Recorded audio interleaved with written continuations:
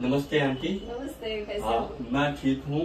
मुझे अभी भी याद है जब आपने एक बार एक अपनी पुस्तक में मेरे बारे में लिखा था, हमारा विकास मनहास। मैं खैर उसमें आ तो नहीं पाया था, बट और वो मराठी में थी, बट एक बड़ी गौरवान्वित बात थी मेरे लिए। तो आपने पुस्तकों में ना जाने कितनी चीजें लिखी हैं, वो लोग जिनके बारे में लोग जानते हैं, और वो बहुत सारे लोग या कथाएं जिन्हें हम जानते भी नहीं हैं।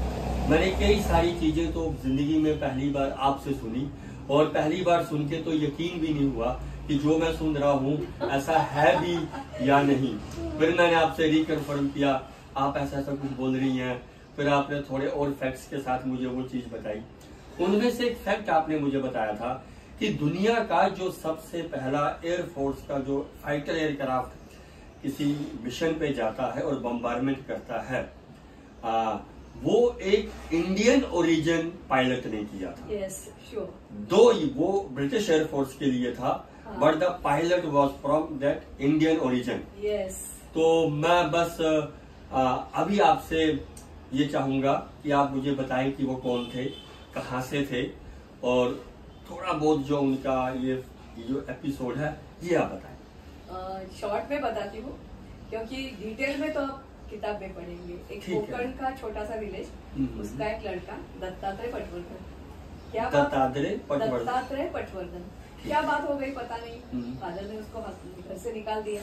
वो बेचारा पहले कोल्हापुर गया, बाद में मुंबई आ गया। मुंबई में इधर उधर काम किया। होशियार तो बहुत था। पटवर्धन मतलब चित्पावन ब्राह्मण, बहुत होशियार था। तो रेलवे में भी काम किया, इधर काम किया। तो एक दिन उसके मन में क्या आ गया पता नहीं, जहाज पे चढ़ गया। उसके पास पासपोर्ट नहीं, कुछ नहीं, छिपा गया जब तक टिकट चेकर नहीं आता है। जब भी बोट समुद्र में गई तो उसको तो बाहर आना ही है। तो उधर का जो कैप्टन था वो शिप का, बहुत अच्छा था। तो उसने उसको कुछ काम भी दिया। देखा, अरे जो भी कश काम बोलते हैं वो एकदम जल्दी सीख जाता है। तो उसने बोला कुछ बात नहीं है डरने की। तो उसने जाने के बाद उसका पासपोर्ट भी निकाला, वीसा भी निकाला, लंदन में जाके। अभी डिटेल्स तो बहुत यूरोप में जाके। और उसके बाद उसको इधर काम पे भी लगाया। काम करने के बाद उधर से वो he was not satisfied what he was doing, so he joined the air force, British air force. क्योंकि उसमें नाम क्या बताना, बोर्ड पे भी उसने अपना खुद का नाम नहीं बताया। जैसे चित्पावन होते हैं ना, वो जैसे ब्रिटिश लोगों के जैसे फेयर होते हैं, उनके आग भी नीले या घारे हम मराठी में बोलते हैं वैसे होते हैं। तो उसने नाम बताया, नाम क्या है, डी पैट। तो सबको लगा, इंग्लिश भी बहुत अच्छी तरह से सीखने गए। सबको लगा ना डी पैट मतलब हो सकता है यूरोपियन, हमारा ही कोई है। तो इस ऐसे करते करते ब्रिटिश एयरफोर्स के वो पायलट बन गए। और जब भी फर्स्ट ये वर्ल्ड वॉर के टाइम जब भी ब्रिटिश को ये करना था, तो फर्स्ट बम्बारमेंट जो हो गई वर्ल्ड में, दुनिया में तो इसने की, और मिडनाइट में की, और एग्जैक्टली मतलब जिधर गिरना चाहिए था वहाँ गिर गया। उसके बाद ब्रिटिश लोगों ने उसको सत्कार भी किया। तो उसको भी मन में आने लगा कि अरे मुझे तो ये गोष्ट रिवील करनी चाहिए थी कि मैं तो हूँ डी पैट तो मेरा नाम नहीं है। तो उसने तभी वो जॉर्ज, जो किंग जॉर्ज थे, उनको बोल दिया कि देखो मुझे कुछ बोलना है।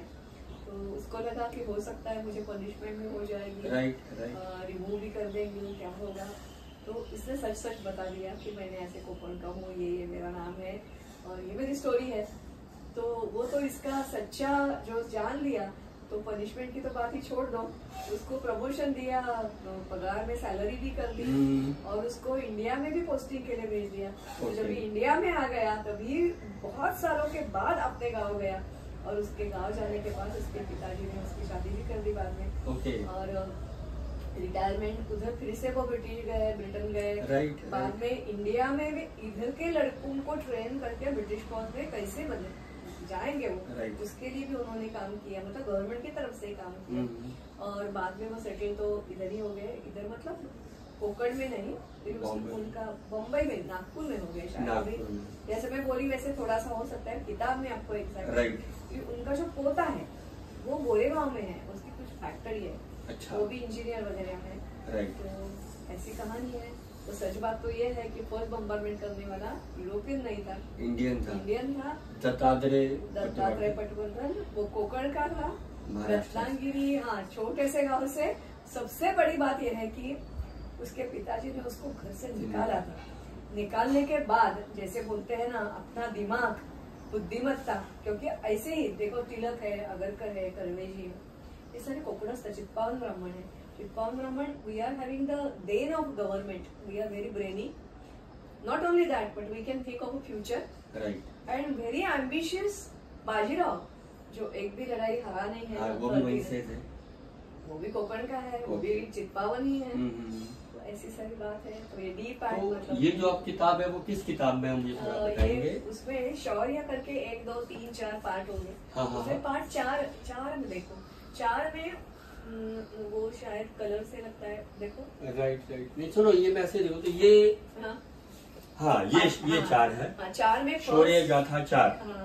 4 में तो जो आप इस किताब के बारे में थोड़ा ब्रीफ सा बताइए कि आप इन किताबों में जनरली क्या लिखते हैं? इसमें सारी, मतलब इसकी फर्स्ट स्टोरी ये पायलट की है, ठीक है। और ये जो 1, 2, 3, 4 जो ऐसे है, और भी एक शौर्य है, तो दूसरे किसी ने प्रकाशित की थी, ठीक है। तो इसमें बहुत सारे लोगों को ना पता नहीं होता है कि exactly what the soldier does. Right. He may be from air force, he may be from navy, army.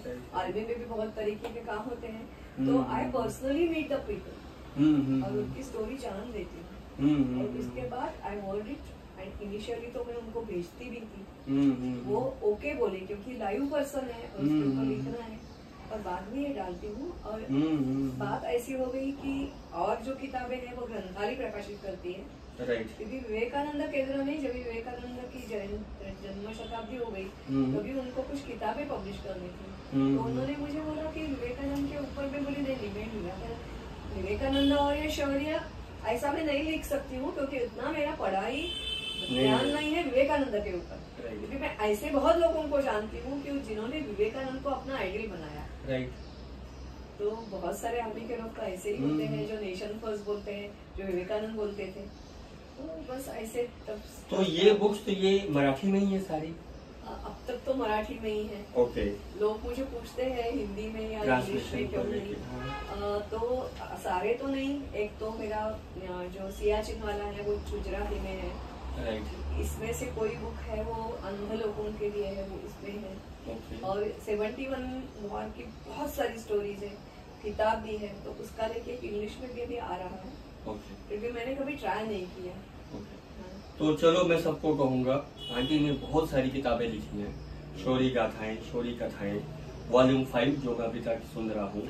ये जस्ट मैंने एक पेज खोला था, इसमें हमारे पंजाब से गुरतेज सिंह जो गलवान में थे उसकी कहानी भी है। अब मैं ज्यादा पढ़ नहीं पा रहा हूँ, मैं सिर्फ तस्वीर से उनको पहचान पाया।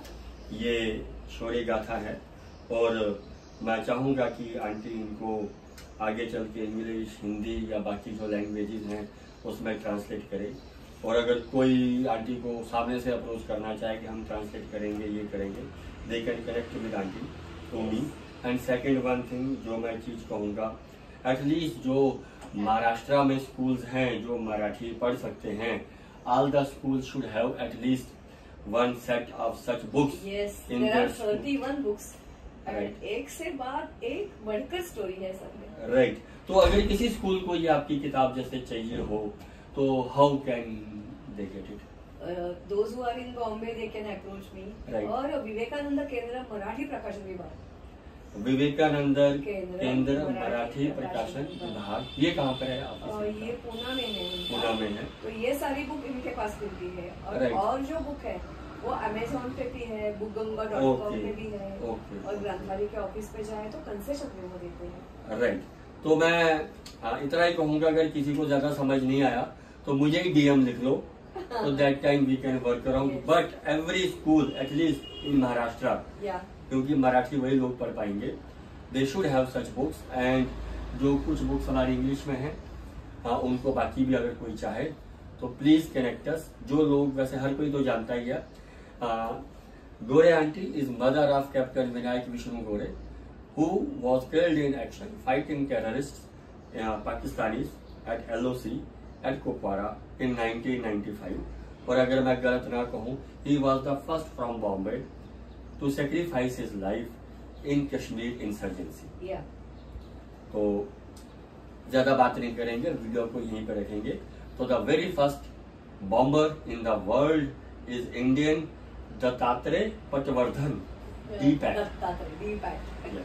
थैंक यू, जय हिंद।